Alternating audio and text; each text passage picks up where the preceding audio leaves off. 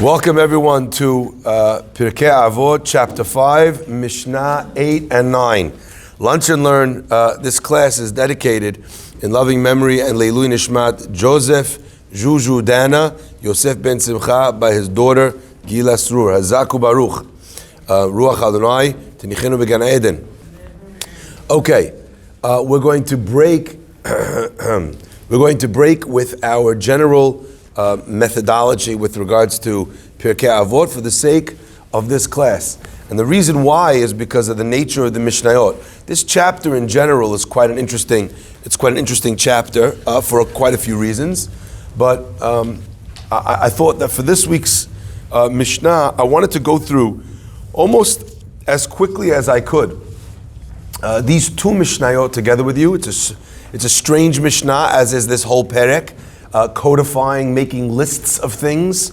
Okay, so we'll go through the Mishnayot quickly, and then we'll kind of hit reset and start again, and go through maybe a little bit of a deeper meaning.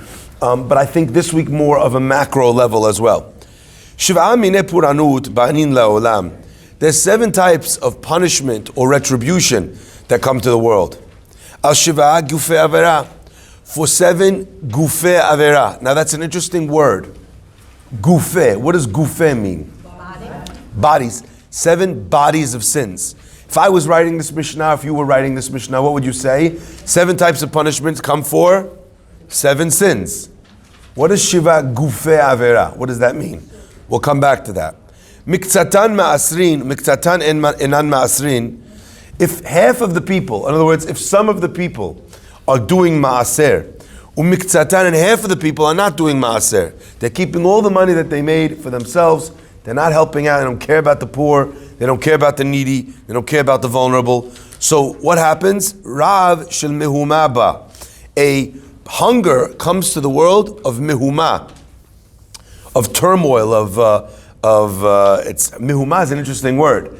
It's in Hebrew we would say hamum, when someone is like completely, but more than shocking, it's like confused almost, okay? Overwhelmed. So a starvation or a hunger of overwhelmedness comes to the world, and therefore, what happens because of that? Miksatan re'evim, some people go hungry, umiksatan tzve'in, and some people are satiated, are full. Gamru shelo la'aser, if they decided together, all of them, shelo la'aser, they decided not to give ma'aser, 10th of their earnings to tzedakah, Rav shel batzoret comes. What kind of hunger are we referring to? A hunger of batzoret. Batzoret is translated here, I think it's actually translated incorrectly.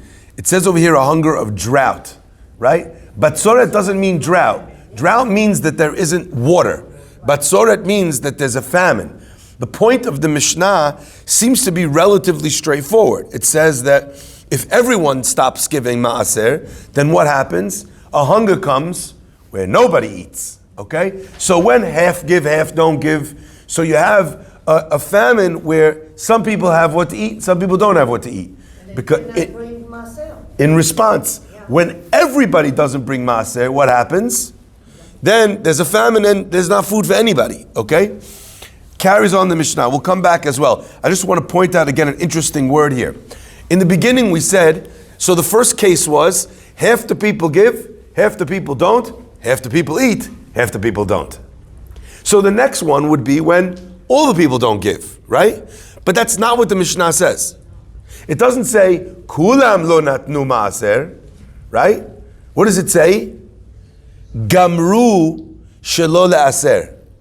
What does that word gamru mean? So you're saying, there we go. The literal translation means finished, okay? But your mom is pulling out the wisdom over here when she says, gamru means they decided. We actually have it in the Mishnah. The Mishnah tells us that there was a time when all of the scholars got together, nimnu, they took account, like they voted, vigamru, and they decided. So over here it doesn't say that all of them didn't give, it says something different.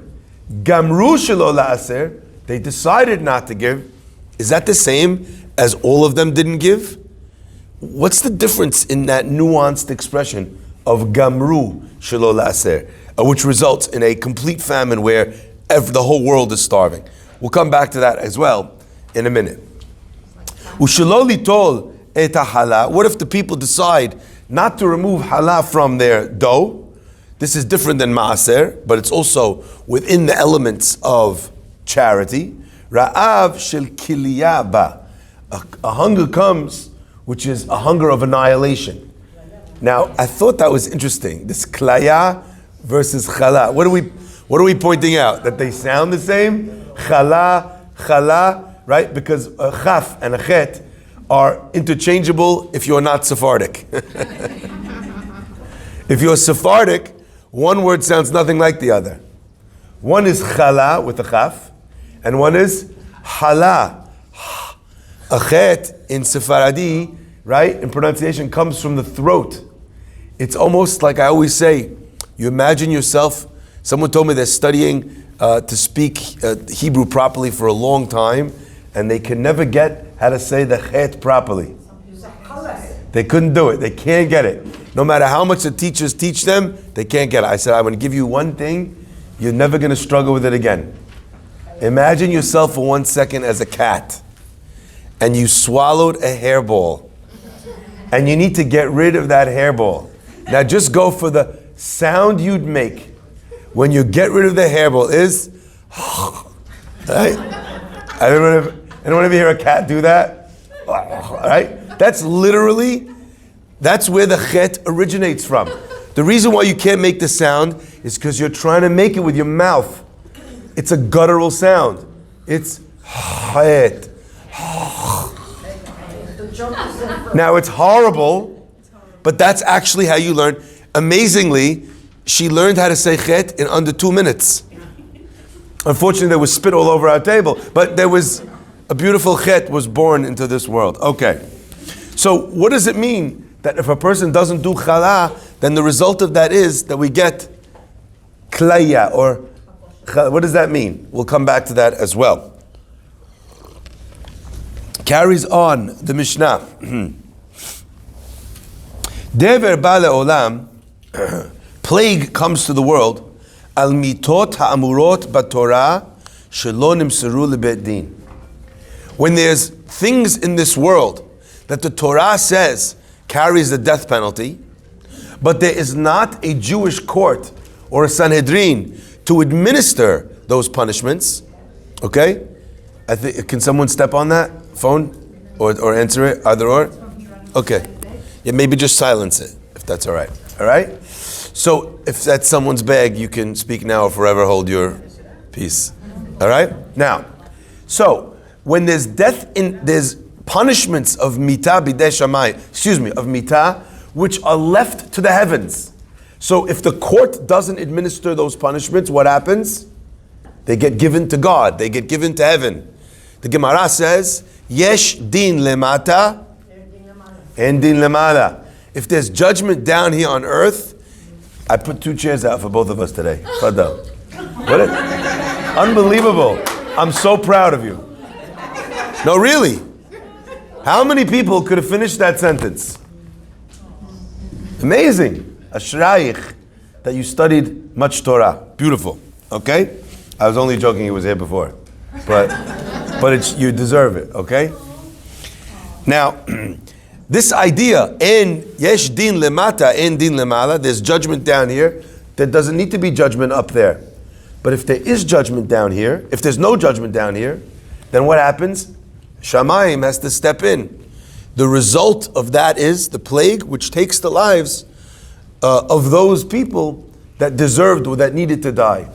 Now, there's one giant question that has to stand out in everyone's mind as we're reading this Mishnah, and I'm going to leave it to get a bigger and bigger and bigger question until it's the elephant in the room, and I'm going to introduce you to Dumbo. Okay? Dever ba le'olam amitot amurot b'Torah shelo nimseru lebeit din.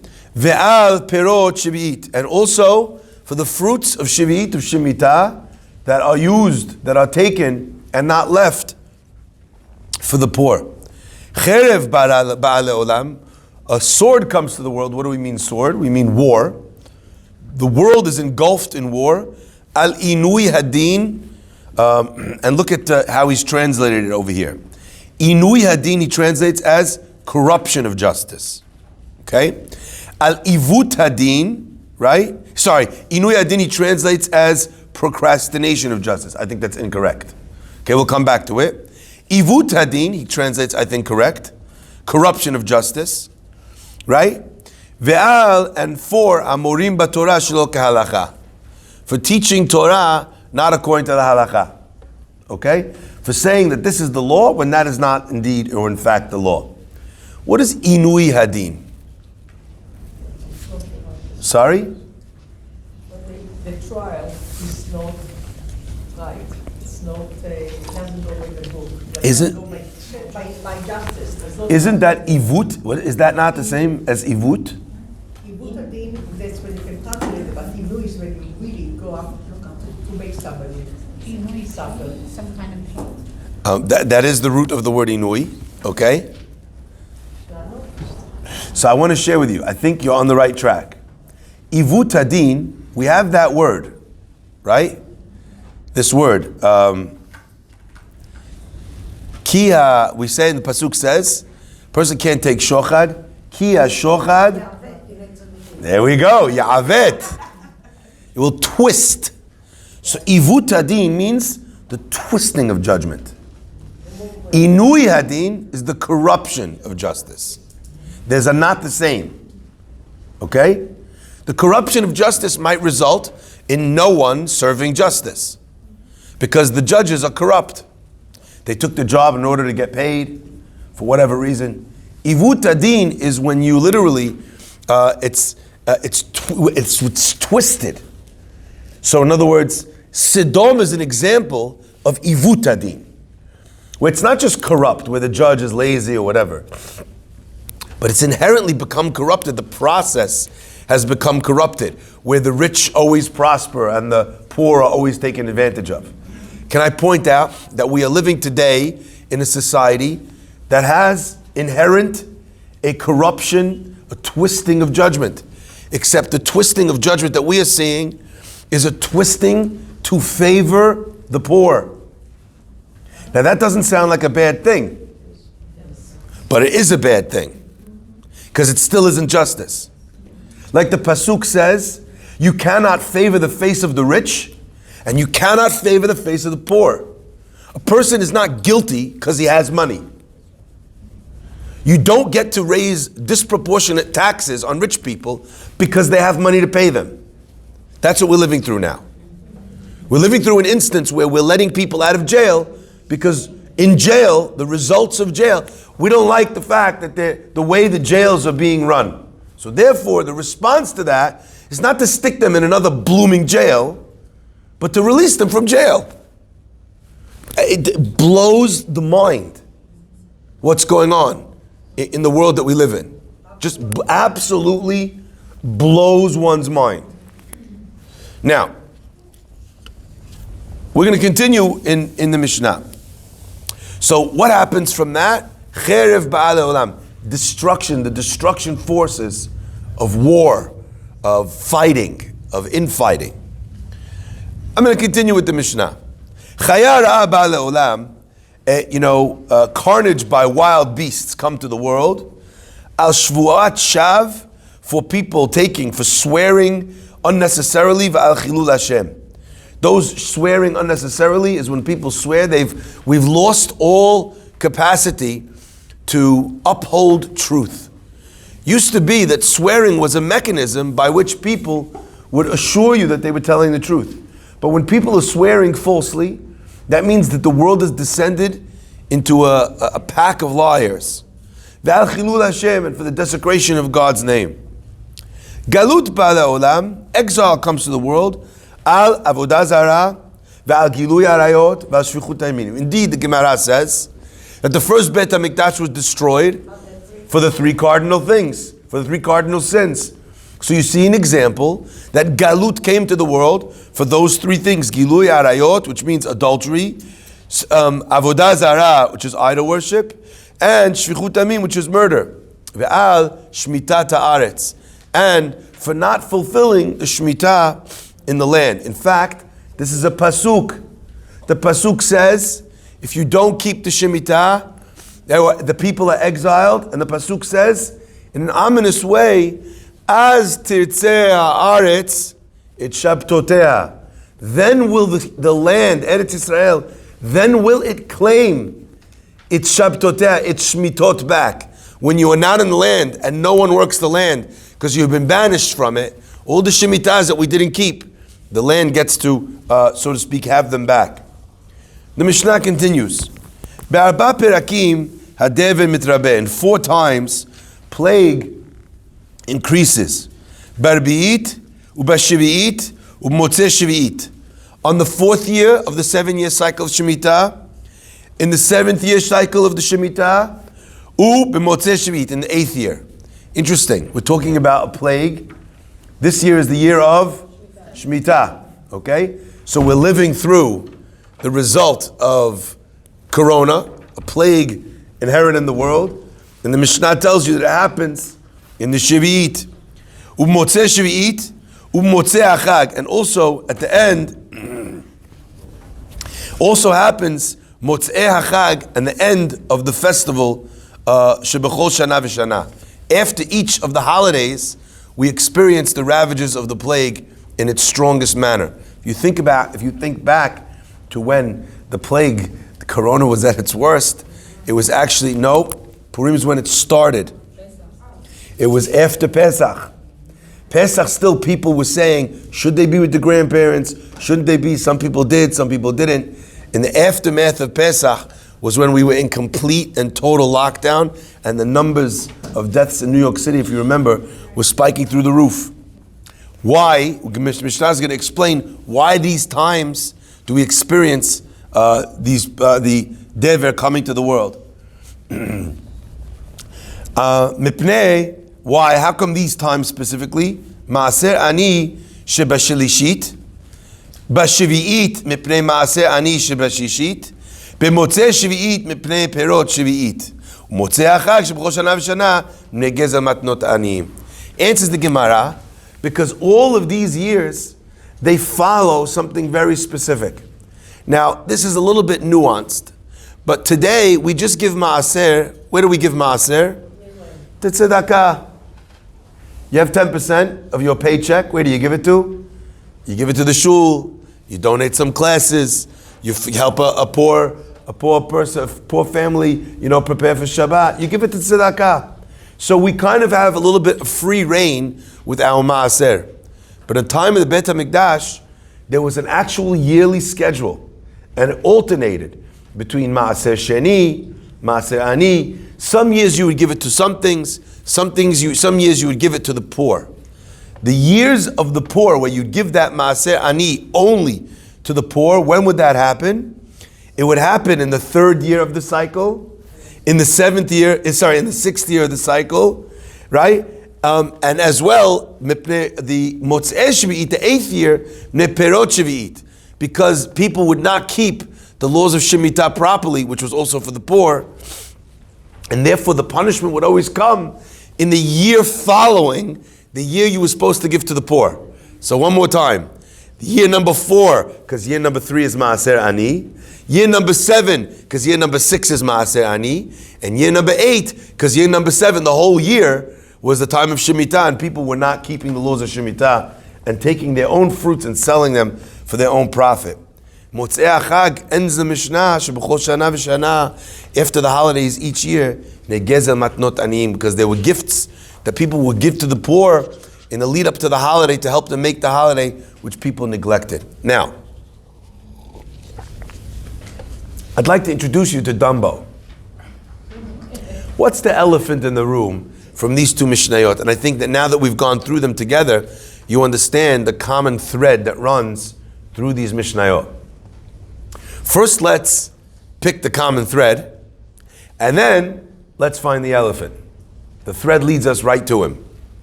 What's the common thread in everything that we've just read? Sorry? Cause and effect. You want to know why the world is having World War II, World War III, World War VII? You want to know why there's protests on the street and people are killing each other in public? Cherev ba'le olam. You want to understand why there's a plague that won't go away? You want to understand how come there's a hunger or a famine?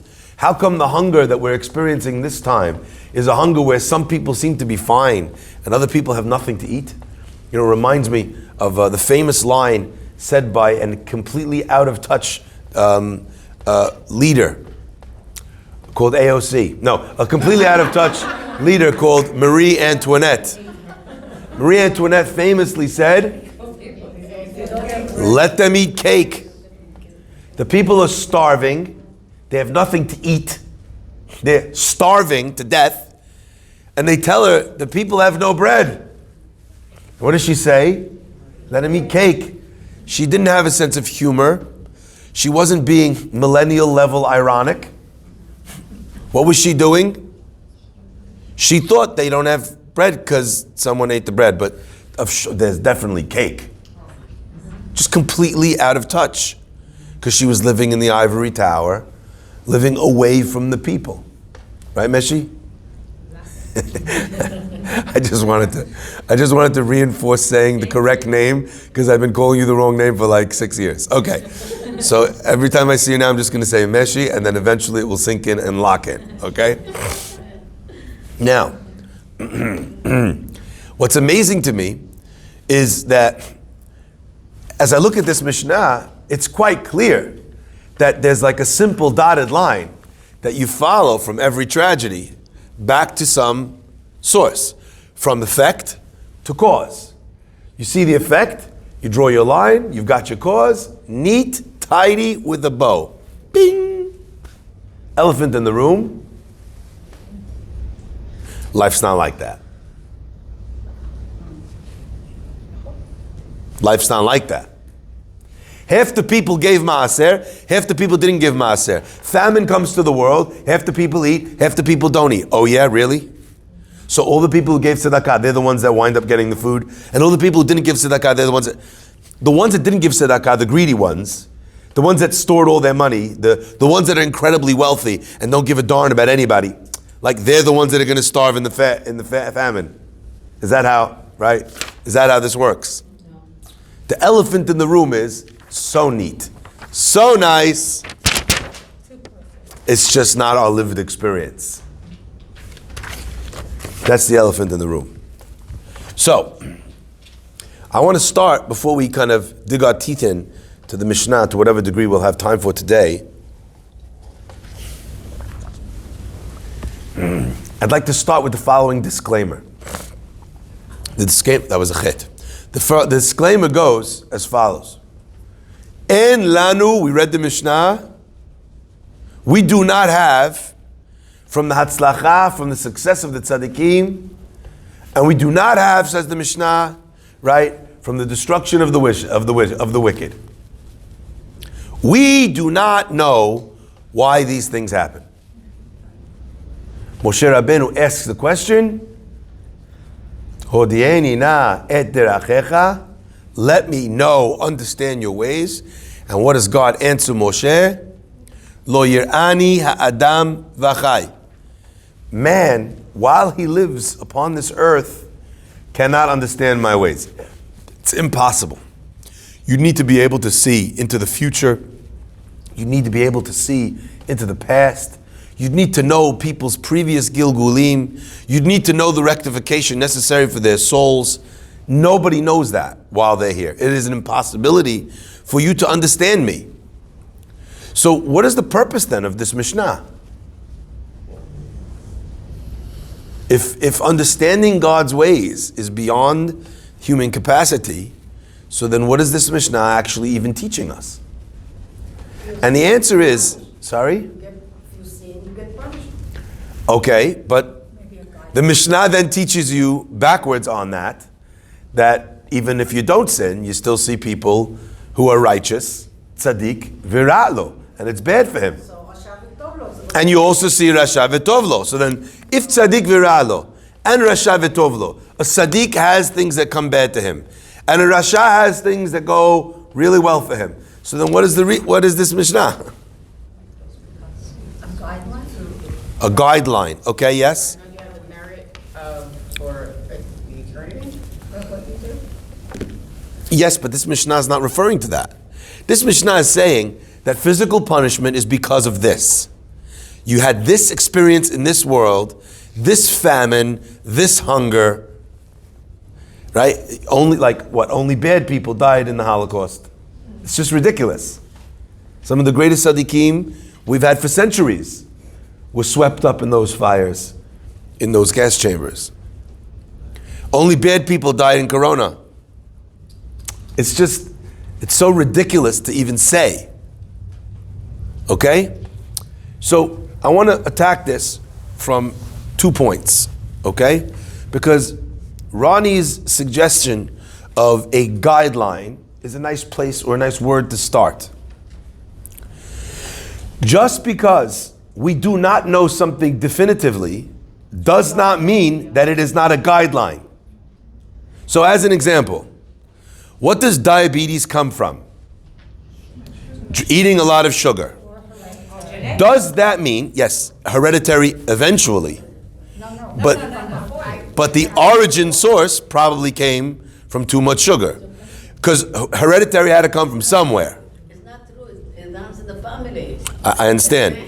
But how did it start? The first person didn't get it from hereditary because they were the first.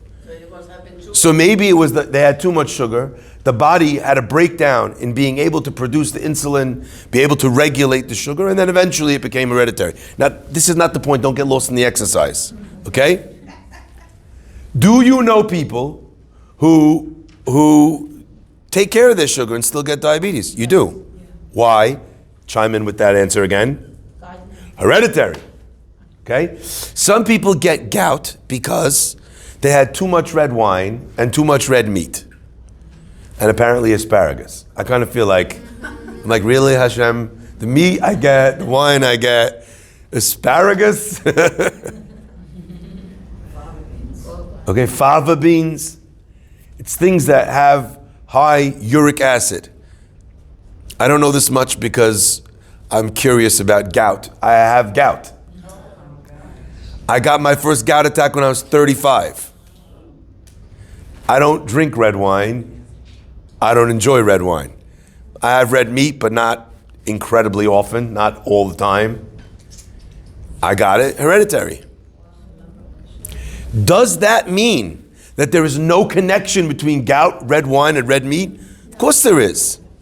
Even if I got it from hereditary causes, eating those foods, drinking those drinks will exacerbate the problem because there is a link between those two things.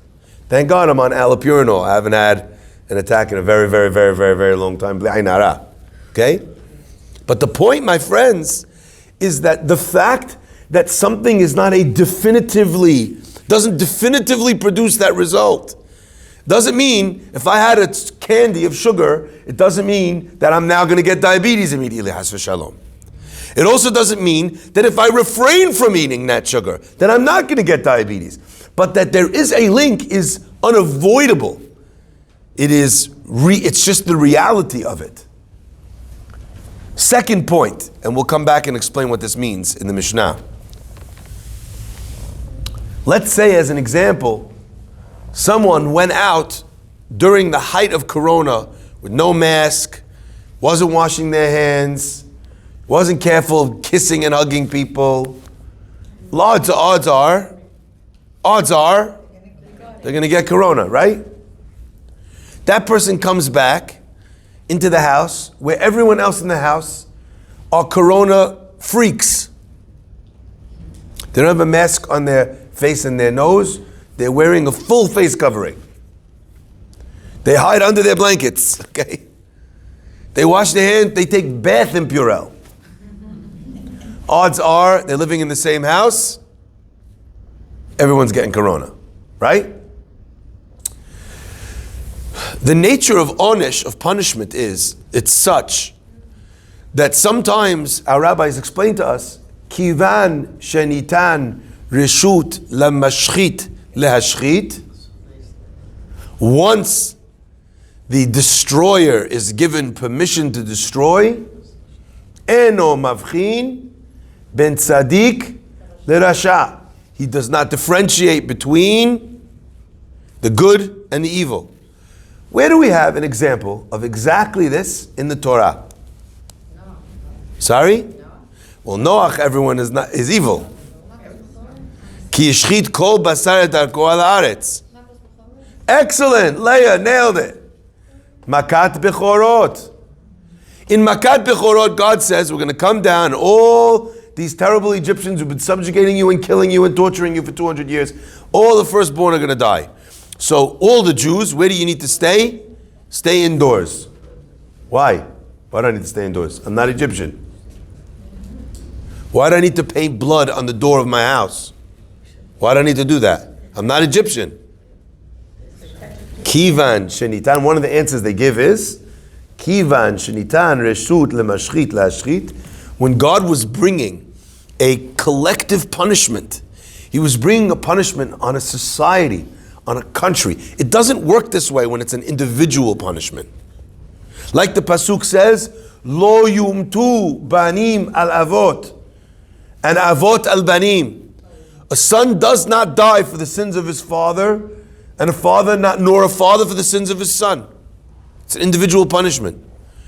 But when punishment comes to Am Yisrael, God forbid, when the temple is destroyed and we're driven into exile, the great, the mighty, the tzaddikim go with the sinners. When a Holocaust, Bar Minan, comes, we don't know why, we can't give reasons, but when something happens on a collective to the community suffers together. Together we rise, together we fall. It is a function of the fact that sometimes the tzaddikim can uphold all the Rishaim. Like Abraham says, if there's 50 tzaddikim, can they save all of Sodom? Hashem says yes. It is a function of that same interlinked relationship between tzaddik and rasha, that the tzaddik can save the rasha even though he does not deserve it. It is a function of that relationship that the rasha can also bring down the tzaddik, because they are linked if the tzaddik was unable to make the impact upon the rasha. Having said that, we now approach the Mishnah with open eyes. Not to try and say to ourselves, oh, well, these half they gave, these half didn't give, so these half, the good guys get to eat, the bad guys starve. No. There's a punishment, a collective punishment that's coming to the country, and this is very important. And this is so important to understand. When God is giving a punishment to a community, to a nation, to a country, to a city, Hashem's judgment is not a judgment of the individual. It's not a hashgacha pratit type of punishment. It's not I'm hitting you and you and you. The punishment, or actually, better said, the crime is not an individual crime. It is a collective crime. Again, this is so important to understand. The punishment here is not because 672 people gave and 672 people did not give. So this one and this one and this one. No. It's that this society has corrupted its ways. But it is half corrupt. So the punishment needs to be a half punishment. And it needs to be given in a way where it's only a half punishment and not a whole punishment. So that half of the society could recognize that the other half is correct. Is everyone understanding this? But what the Mishnah is crucial in the wisdom it imparts is that if we write off all the punishment and all the challenges and all the difficulties and all the yisurin, the suffering that happens in this world, and we just say, we can't understand God's ways. Can't understand God's ways. You go to a class and the rabbi tells you, I'll tell you why the Holocaust happened. What do? You leave. You leave. Right? That this guy should be able to tell you you're playing God there? Happened because they weren't wearing wigs. What are you talking about? All right? People died in Miron because of iPhones. What? Kosher iPhones. It wasn't kosher enough. It wasn't, Chalav Israel. One of the Android operating system is called ice cream. So the ice cream was not Chalav Israel. It's just insanities. Okay? On the other hand, you go to a class and the person says, we cannot understand the ways of God. You should also leave. Because to decide that we just throw up our hands in the face of challenge or suffering or pain or death or sickness is to literally render the reward and punishment of our Torah to an immaterial, impotent tool in the hands of HaKadosh Baruch Hu. It is to render the punishment that was meted out as meaningless and as pointless. Is this clear? I'll never forget. I think I shared this with you once before. We had a speaker come to speak to us about the fact that he had a job with Cantor Fitzgerald on the top 2 floors of the World Trade Center.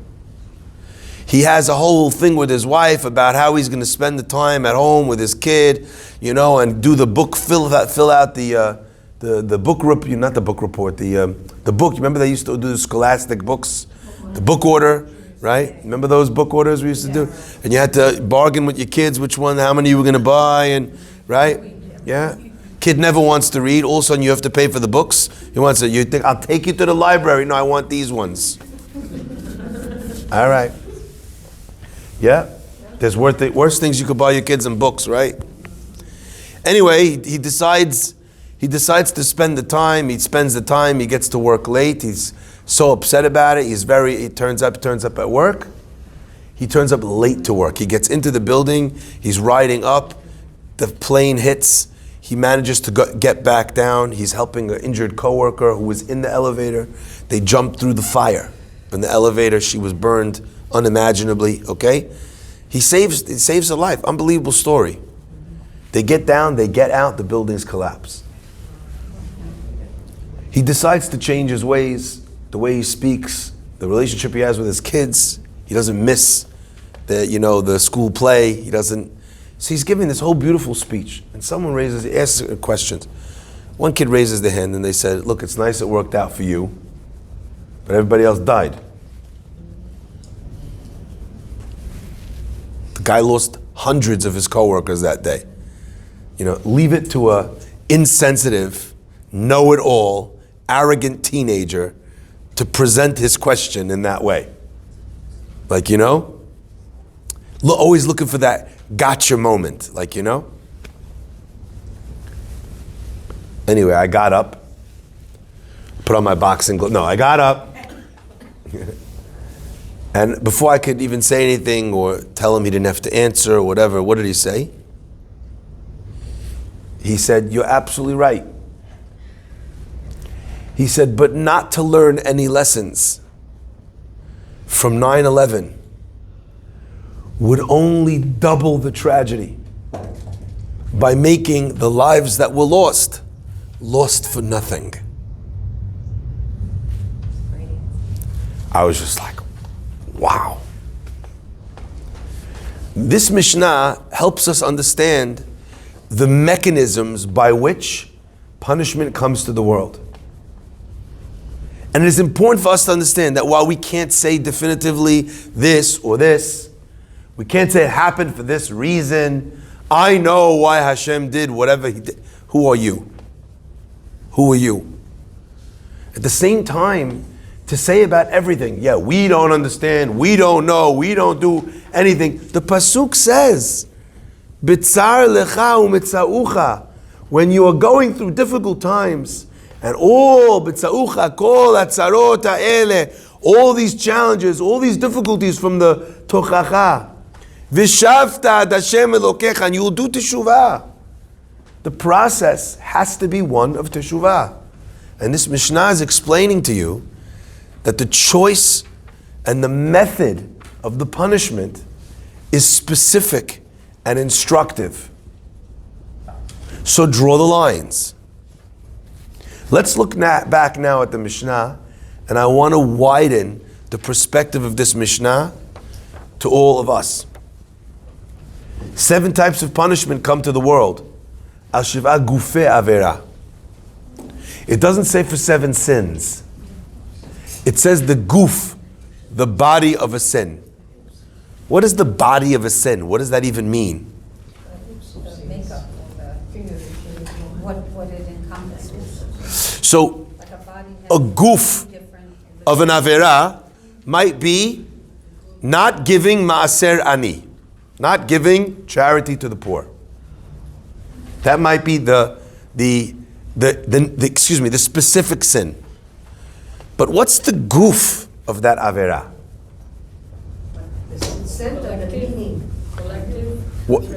What is the body? What is the form of that avera? Sorry?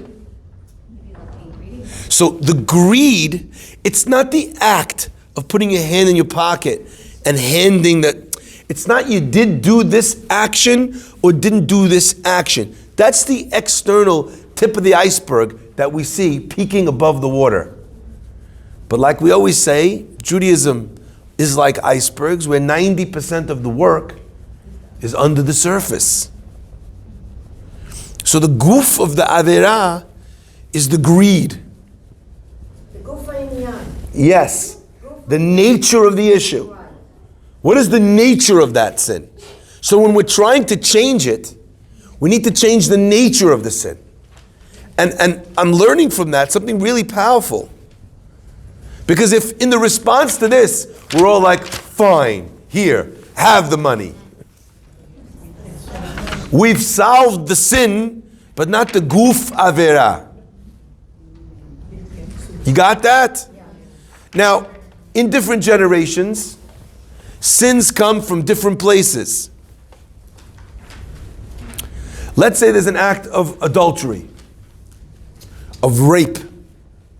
In one generation, the essence of that terrible crime can be about pleasure. Obviously, for the man. In another generation, it might have nothing to do with that pleasure. When the Taliban runs through cities doing this to women, it's not about pleasure. It's about power. It's about reminding this woman that the freedoms that she thinks she has in a repressive regime, she does not have. And if she were to have the chutzpah of trying to take off that covering, let this be a reminder. You understand? It's subjugative. It's not about what he gets from it. Gufe avera means solving the essence of the issue. So one generation might withhold tzedakah out of greed because they want their money for themselves. Another generation might be very giving. Very giving. So it's not about greed. Why aren't they giving the money to the poor? Because of control. In political circles today, the help that you get from governmental programs is because of the votes you'll give. The same poor people of one ethnicity or one community or another community, one will get all the programs and one will not. Because one is voting the right way and one is not. Or one is organized into a voting block and one is not. So we're happy to give the money to the poor, but we'll only give it for something. We'll only give it for something. We want your loyalty. We want your fealty. We're willing to help you if you change your religion. We've had that in history too. The Christians were very much about giving alms to the poor. But which poor? Which poor? You see, the Mishnah is teaching you that it's the gufe avera that God is looking for. So the Mishnah continues and says, Miktsatan ma'asrin, miktsatan enan ma'asrin. Some people give 10%, some people don't. Ra'av shel mehumaba. The world responds, and this is crucial to understand, in a mirrored pattern. Let me explain what I mean by that. Okay? I want you to imagine for 1 second a projector. The projector is projecting an image on the wall of the globe. Could you imagine it on the wall behind me? A globe, the world, and it's just spinning like you'd see in many of these animations. Yeah? Imagine that. Now I want you to imagine that someone takes 2 fingers and puts it right in front, yeah? Of the projector screen, of the projector lens. What will happen to the world? It will have 2 marks like this across. So could you imagine someone sitting there trying to fix the image that is portrayed on the wall, trying to wipe away that long black shadow, or the 2 of them, using soap, Windex, trying everything, but nothing seems to work? Yeah? Could you imagine that? What would we tell that person? You're wasting your time. It's not there. It's there. Such is the nature of Sachar va'onesh in this world from Hashem. We are down here oftentimes, Tish. We're trying to fix the problems by Windexing the wall, the image on the wall. There's an organization in Israel, God bless them. They want to build all the vessels for the 3rd Beit HaMikdash. So they raise a lot of money, they put together all the gold and silver, and they started to build all the kelim. Now, I have mixed feelings. Has anyone ever here gone to that place? The Temple Institute? It is amazing. I was nearly in tears going through the place. And I studied in a yeshiva called Brisk. And in Brisk, one of the things that they learn, in contradistinction to other schools, other yeshivot, they learn the Masechtot and the tractates of the Talmud that deal with Kodshim, that deal with the Beit HaMikdash and the sacrifices that are brought. It's not easy to study. There's not a lot that was written about them as compared to the other Masechtot. It's rigorous, it's difficult, but it's very rewarding because you don't have that. So I learned a lot. I remember after my first year studying in that yeshiva, coming back on Yom Kippur and reading the Avodah, the service of the Kohen Gadol in the temple. He goes, he dips, he changes his clothes, he comes back, he goes, dips again, changes his clothes. He sounds like a Syrian woman on vacation. Come on, right? 10 clothing changes in one day. Fantastic. Every time she dips in the pool, another thing, and amazing, right? That's our time. That's our time to shine. All right? I don't know why I'm presenting myself as a Syrian lady, but there's so much you don't know about me.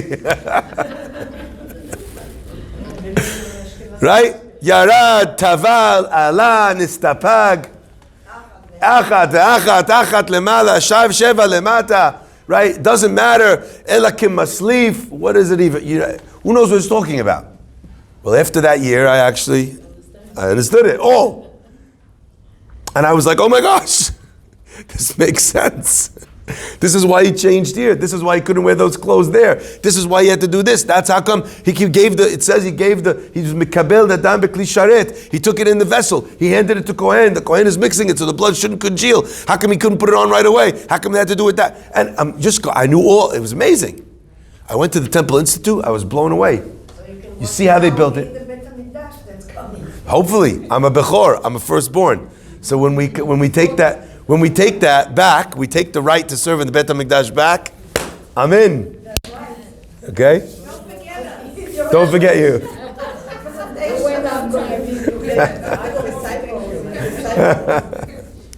Okay? Don't come by my street, please. And I think about Rehov Hillel, the butcher street, all the way down to Shari Yafo, with all the cows going there, leaving the thing behind. Thank you. No, thank you. Yishtabach Shemo. Okay. So I went to the Temple Institute.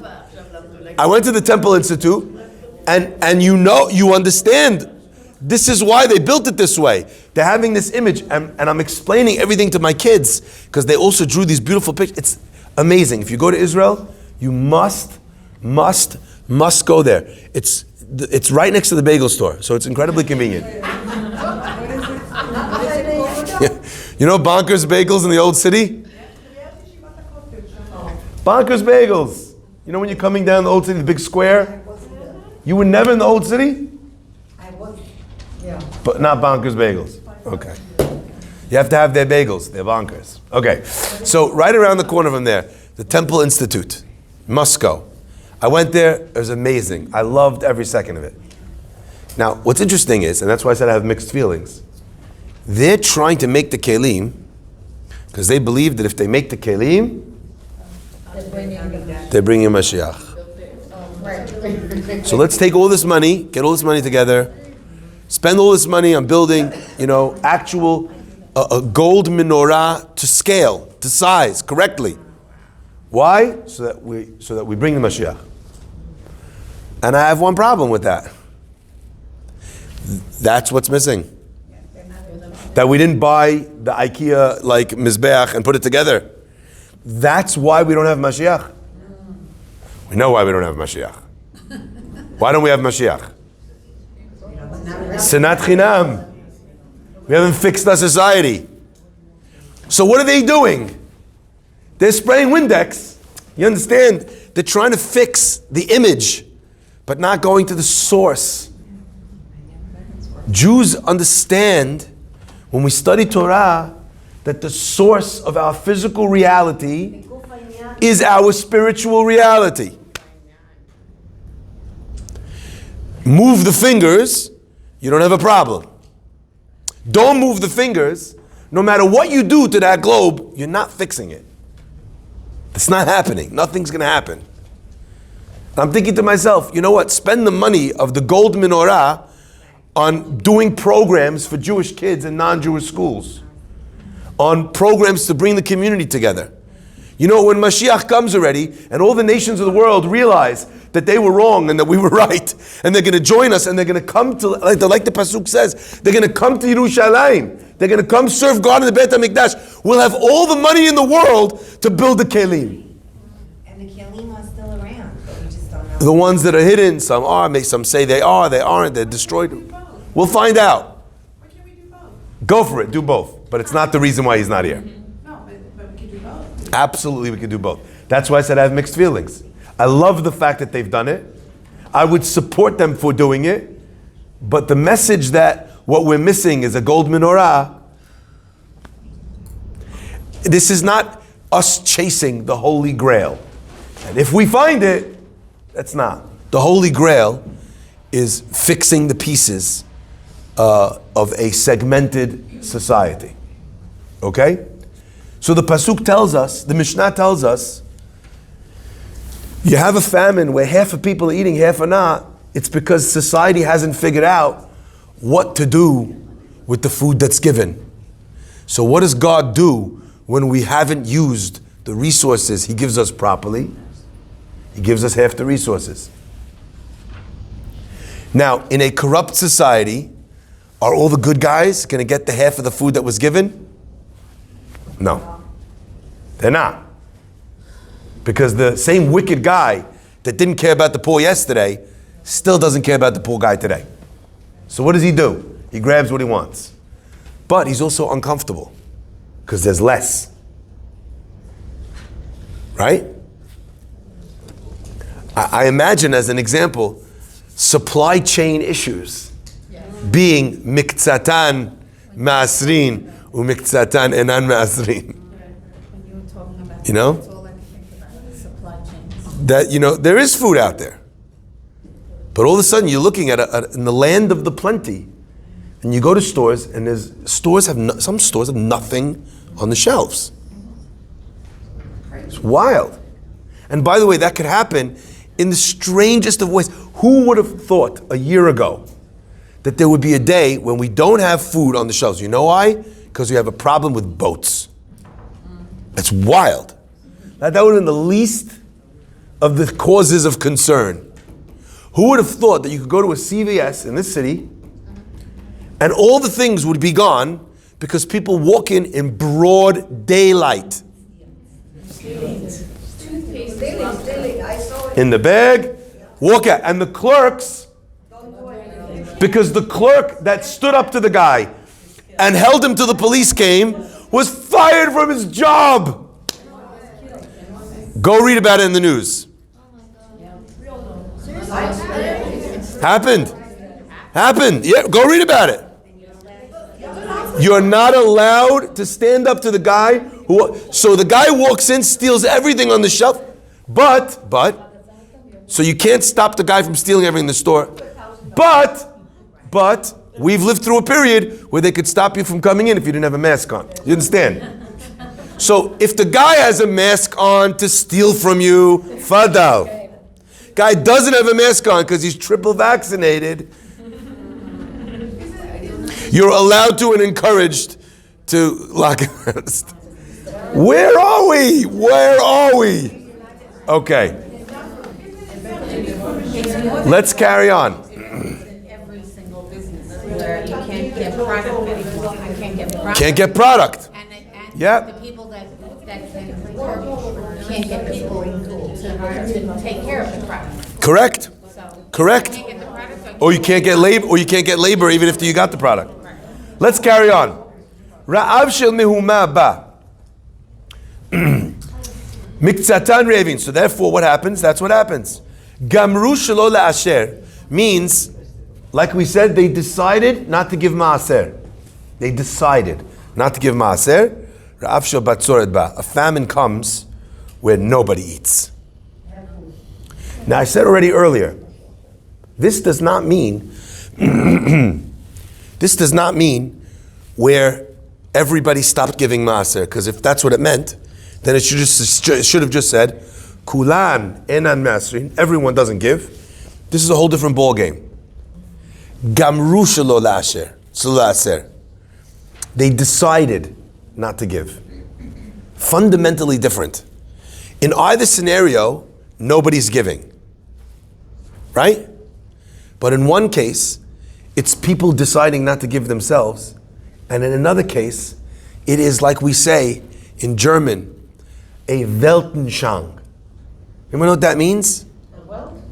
Weltanschauung means it is a worldview.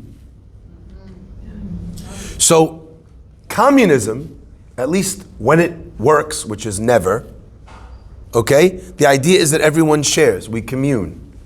We share, everyone shares. Socialism has some elements of the same idea. We all share. Okay? Sorry? Share according to your needs. Okay? Capitalism says that there's a capital, right? That there's a person who's a primary holder. Now, extreme capitalism would result in Gamru Shelo La'aser. Again, I need you to hear this. This is very important. If everything is about me and my profit, so even the idea of taxes in a true, pure capitalist society, you wouldn't give anything to anybody. Correct? Now, there isn't that example in capitalism today, which is why capitalism is the best and only form of government that actually works while maintaining freedom in this world. We have not found another that works. And the fact that China's economy is growing doesn't mean that it isn't the biggest slave market in the world. Okay? This is super important. So the idea of Gamru Shelo La'aser means we made a decision. You know who made this decision? As a decision, not as it happens to be nobody gives, but as if that's our worldview. The story of Sodom is this story. Gamru, they made a decision. We're not giving any money to poor people. That's worse. Terrible. Worse. But in either scenario, poor people are getting nothing. So why is the Mishnah spending the time differentiating how they got to that maskana? Is it because everyone was just greedy individually? Or is it because they decided, you know what the right thing for the world is? Survival of the fittest. It's natural. It's organic and free range. You know what the difference is? It's gufei avera. In order to fix it, what are we fixing? Are we fixing a gamru? Is the problem an intellectual one where we need to debate this philosophically? What is a better method for society? How do we approach or develop ourselves? That's in gamru. If it's everyone being greedy, then we need another approach. Is this clear? Now, Ra'av shel batzoret ba. Shlo litol et hachala, ra'av shel kiliyah ba. When people do not take challah, they don't take off this piece of challah to give it. Today we burn it because we don't have the option to give it properly to the person. But back in the day, it was given to those that couldn't make the money for themselves, those that served the community, the kohanim, etc., etc. So we would give challah, give it away. When a person takes the challah, what do? Ra'av shel kiliyah. We get a hunger that is, it destroys. Why? What's the connection between challah and the ra'av shel kiliyah? What's the difference? What's the connection? One more time, say it again. The punishment for leaving those who have no food, without food, for consuming that piece, not being willing to even give a piece away. What does Hashem say? You couldn't give even a drop of that food away. I only give you in order that you also give. Giving in this world is the way to be given to. And if you want to understand this in a microcosm, understand it in a marriage, understand it in a friendship. You want to receive from your partner, paradoxically, what do you do to them? Obviously, unless they're a psychotic maniac. Okay? You give to them. In couples or in relationships, where each one is always trying to take from the other, everyone results, what do we result in? A relationship where nobody gets anything from anybody. Because everyone's protecting their turf. They're trying to take all the time. What they don't understand is that in this symbiotic relationship, the way to get from the other is to give to the other. Hashem says, I have no problem giving to you. Great, amazing. Give to someone else. I always love this idea. We say in the pasuk, Poteach et yadecha.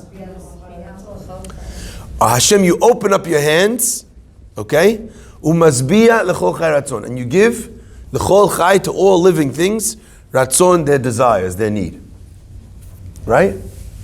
I always think to myself that HaKadosh Baruch Hu is hiding in there a little bit of a hint to how to receive that parnasah. Poteach et yadecha. I turn to you, Hashem, and I say, open up your hands. How do I get that? By promising you, umazbiya, that I will fulfill the second half of the pasuk, that I will seek out those that need, and I will become a masbiya l'chol chai ratzon. I will give to the others. I will become the person that distributes it. If you're not distributing properly, what does Hashem say? I'll get another distributor. So a person doesn't give the challah, rav shel kiliyah ba. Dever ba le'olam, the plague comes to the world, al mitot ha'amurot b'Torah, when these things, when judgment and justice is not being dealt in the world. Cherev ba le'olam, war comes to the world for the twisting of judgment. Because what happens in war, such a beautiful correlation. The famous line goes, all's fair in love and war. When no one is taking care of justice, when there is no fair in the world, what gets brought to the world? War, where everything is fair. You see? These concepts, what Hashem is telling us is, I have built spiritual structures into your lives. Those spiritual structures underpin the physical structures of the world you live in. If that physical structure is deficient, know ye that the spiritual structure is deficient. And if you want to fix the physical structure, fix the spiritual one. That's what this Mishnah is teaching us. Now, we don't have time to draw lines in each of them. But what I do want to do is to expand the horizons for 1 second. When we talk about war coming to the world, and I told you that the reason is, as the Mishnah says, because there's no justice in the world. That's what the Mishnah is telling us. Understand that the idea of structural fairness and physical fairness are interlinked, correct? What that means is, if that's true on a macrocosm of society, it's true of the microcosms of your own individual circles and societies. So as an example, if a community is torn apart, then they need to look in the same direction. And if a family is fighting, then they need to look in the same direction. How many times have I had someone come to me and complain about a family fight, how this person is tearing the family apart, how this person is terrible, and they don't want shalom, and because of them we can never get together, and they're pointing and pointing and pointing, and I go to the other person, I say, how come you're causing all this fight? They say, I'll never forgive them. You know, they cut me out of the family business. I'll never forgive them. When my father died, they decided that they were going to split the will, they pushed me out. I'll never forgive them. You know, they never treated me with the respect that was due a brother or a sister. You want to know why fighting is coming to the world? Check Inui Hadin, Ivut Hadin. Go look. Was there a miscarriage of justice that was done to this person within the family unit? Oftentimes, the person who's crying about shalom is the person who brought the war. You've experienced it with little children. They call it siren children. The kid that's kvetching and crying, I must have told you this story. My daughter comes home and she says, Rivka, she says, Abba, Freddie pushed me. I was like, Freddie pushed you? Can't believe it. Furious. Freddie pushed you? I'm already calling. What did the teacher do? Nothing. Nothing? Freddie! You know, getting on the phone, calling the teacher. Then she continues, she says, and he also screamed at me. He screamed at you too, adding insult to injury, literally? He screamed at you? What did he say? He said, stop taking my trains.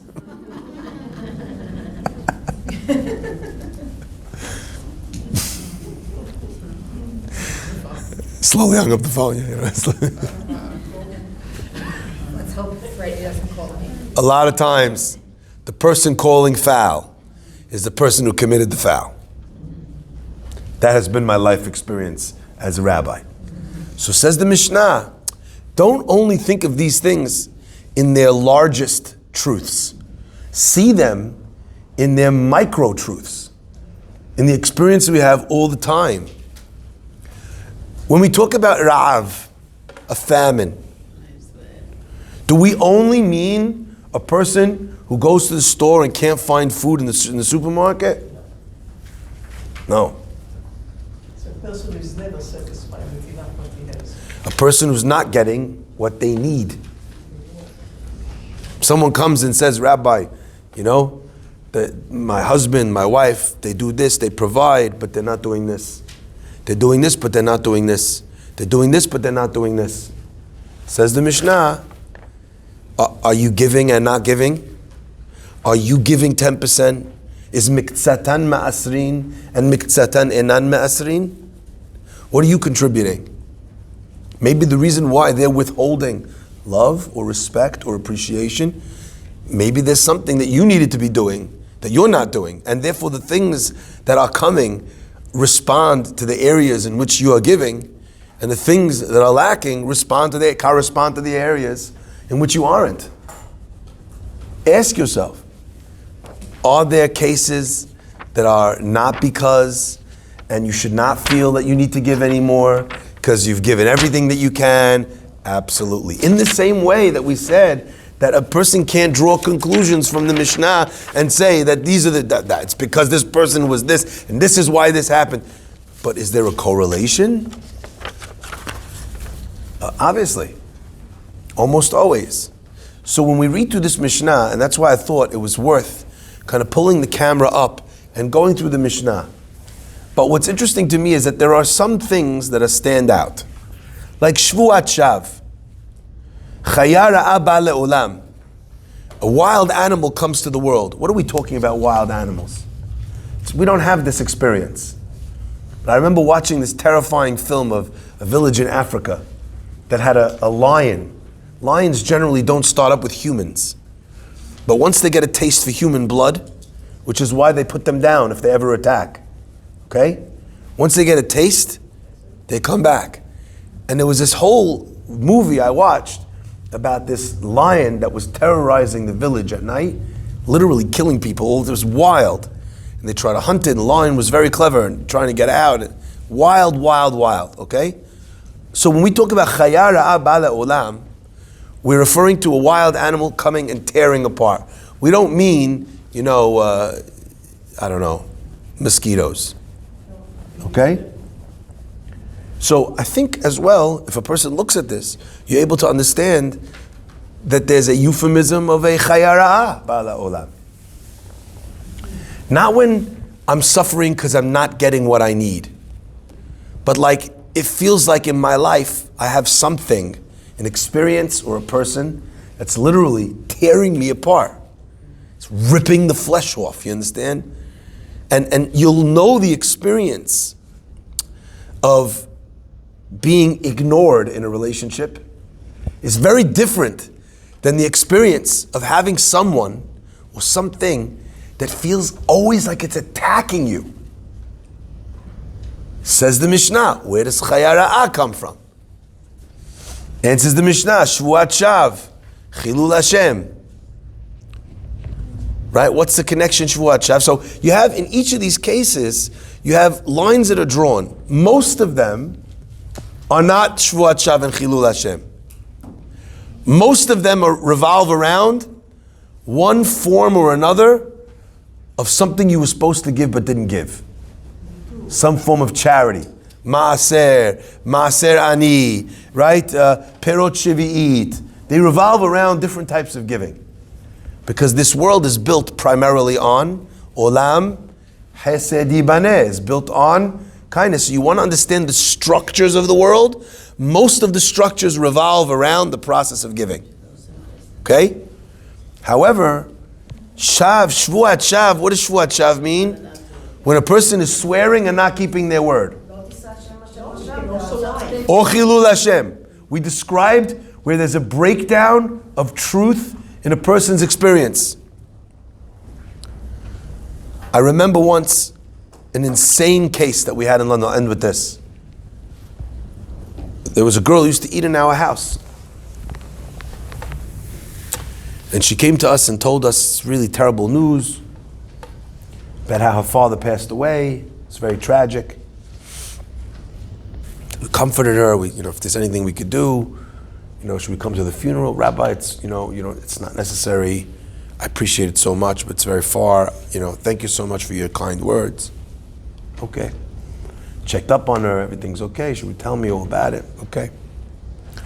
A short while later, she messages me to tell me that she had a baby. Very nice. Mazal tov. She named the baby. Beautiful name. Amazing. And one day I'm walking down the street and I see this girl. And I ask her, I was like, oh, hey, Where's the kid? And the older man standing by her side looks at her like this. And she says, oh, the baby's not, there's no, I don't know. I'm thinking, oh my gosh, I just stepped in it. The baby passed away, I brought her up. I was like, oh my gosh. Horrible. And I say, oh, I'm so sorry. I'm so sorry. I'm so sorry if I mentioned. I'm so sorry if I made it uncomfortable for you. I said to the man next to her, I said, I'm Rabbi Farhi. Nice to meet you. What's your name? He says, oh, I'm this girl's father. I'm like, I'm sorry. You what?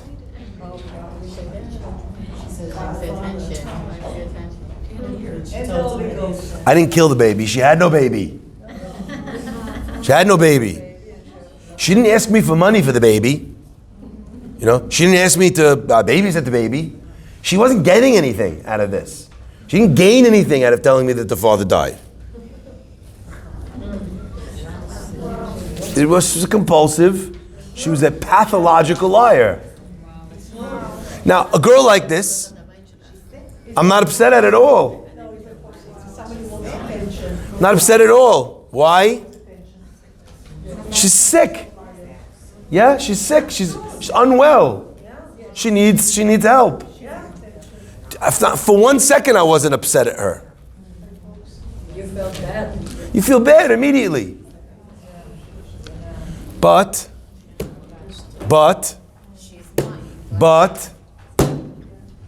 how should we feel about a generation that non-stop lies about their life on social media? That pretends all the time it has things it doesn't have. And all the time pretends it cares about things that it lost, that it actually doesn't care about, and it never had.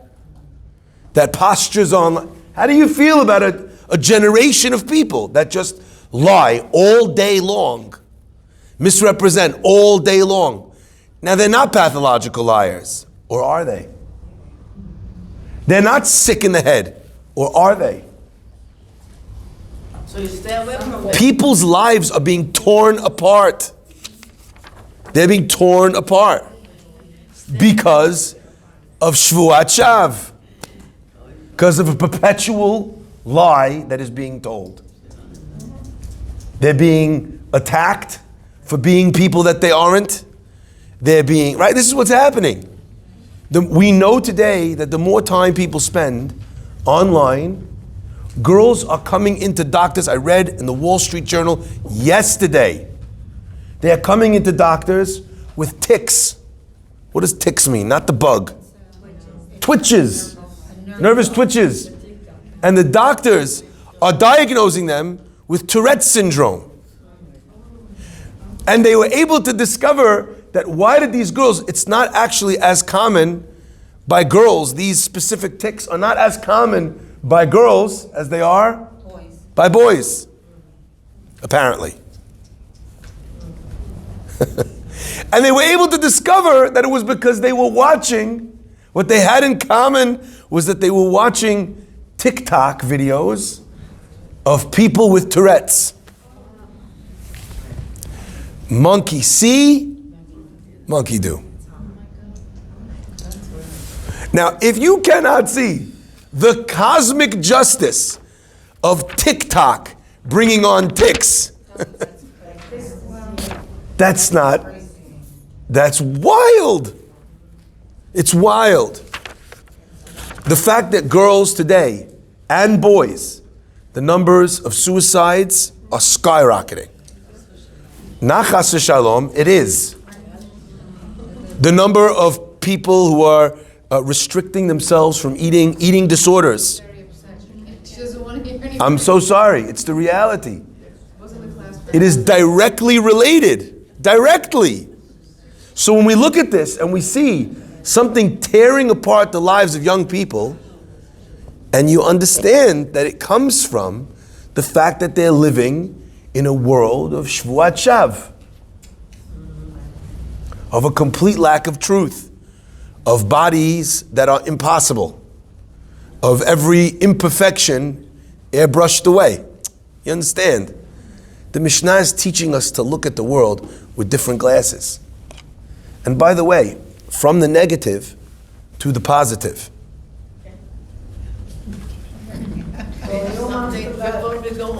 From the negative to the positive. When you see communities that are very successful, and you notice that in those communities, the levels of tzedakah are through the roof, you understand that that's the flip side of miktsatan ma'asrin, miktsatan enan ma'asrin. And gamru, when they decide not to give, the flip side is a community that decides that it teaches its children even, not even all the adults to give, but the children have to give. We have a program here to give clothes and warm things to the homeless of New York City. We pack them in this room. It's called Giving the Gift of Warmth. We have a date already in the calendar. We bring the children to pack the bags. We go and visit these people on the streets and hand them an entire burlap, a duffel bag with coats and socks and hand warmers and gift cards, very small amounts. So they can't trade them away for a hot cup of coffee in Starbucks. That's gamru, that's making a conscious decision to tell a bar mitzvah boy that when he goes up to the Torah, he doesn't come down off of the bimah without saying shemit nadev, that he donates. I don't care if it's $18. I don't care if it's $10. I don't care if it's $1.80. I have a friend of mine who dropped off in my house $100 in nickels. Do you know how much nickels that is? Okay, it's a big workout to lift those nickels. Why did he give them to me? He said, bring them to your kids' school. Give them to children to give tzedakah. What does a nickel buy you today? Nothing. Nothing. You can't buy anything for a nickel. You can't buy anything, right? You can't buy anything. But you could buy the greatest thing in the world. In education and giving. Isn't that beautiful? That's gamru. They made a decision that everyone's giving. The result of that is beracha for the entire community. You understand? The way, the scale of this Mishnah, it goes both ways. Why then did the Mishnah choose to identify it in the negative if you're shaking the whole class? Why couldn't we just give you the positive examples? Thank you very much. One thing, we all try to be with positive people. Somebody not good, you stay away from them. So as an example, why can't I say, you know why half the people had food? Because half the people gave. Maybe that doesn't resonate as much with people. We don't learn from blessing the way we learn from pain. But the God says, So 1 minute. So to learn the lesson, we teach it to you in the pain. Where you've learned it to is hopefully to the blessing. You know where else you have an exact copy of this? In the Torah. Arur asher lo yakim et sefer HaTorah hazeh. Cursed is the person, Arur, cursed is the person who doesn't raise up the Torah vows. Cursed is the person who hits his father and mother. Cursed is the person, you know what the Gemara says? That each time they said cursed is the person, you know what else they said? Blessed is the person. So they said both. Which one does the Torah mention? Arur. Why did you mention? If you were going to mention one, mention Baruch. You know what the answer is? It does not make the impact. You know why? And I've said this many times before. Because there is no primal feeling that we as living beings feel more deeply than fear. Fear is hardwired into every living thing. So our relationships should not come from there. But when you want to drive home a lesson, you know, I once read that today you don't hit your kids for anything, except for one thing. Running in the street. They tell you to scare them. Running in the street.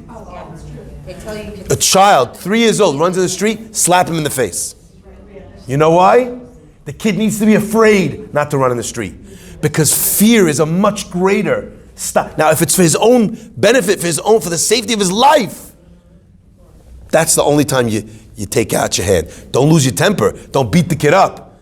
But make sure that the kid understands the only thing they say to a person should slap their kid for is for running in the street.